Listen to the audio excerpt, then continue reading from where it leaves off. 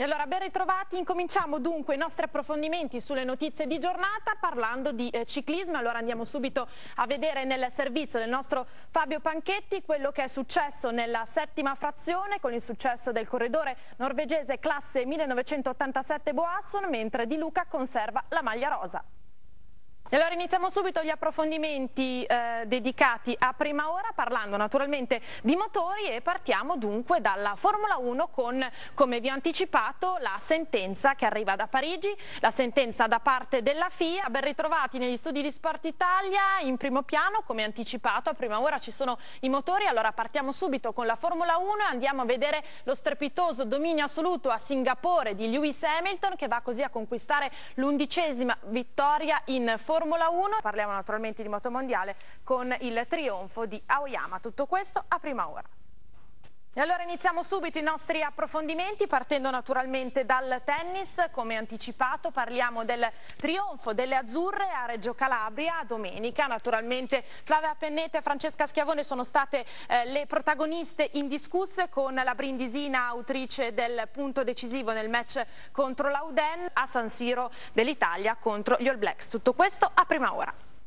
In primo piano dunque c'è il basket perché è tornata l'Eurolega su Sport Italia con i match del quarto turno e un'italiana impegnata a Istanbul. Vediamo com'è andata con Nicolò Trigari.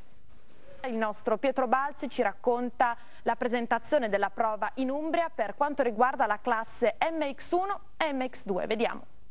Come previsto la Svizzera del numero 1 indiscusso del mondo Roger Federer supera l'Italia, poco da fare dunque per gli azzurri che contro la delegazione elvetica non potevano fare molto. Allora andiamo a fare il punto, il commento con Vittorio Campanile. Tris di successo agli europei in Polonia per le azzurre di Barbolini che chiudono in testa il loro girone e quindi a questo punto strappano il pass per la seconda fase. Andiamo a fare il punto con Marcello Piazzano.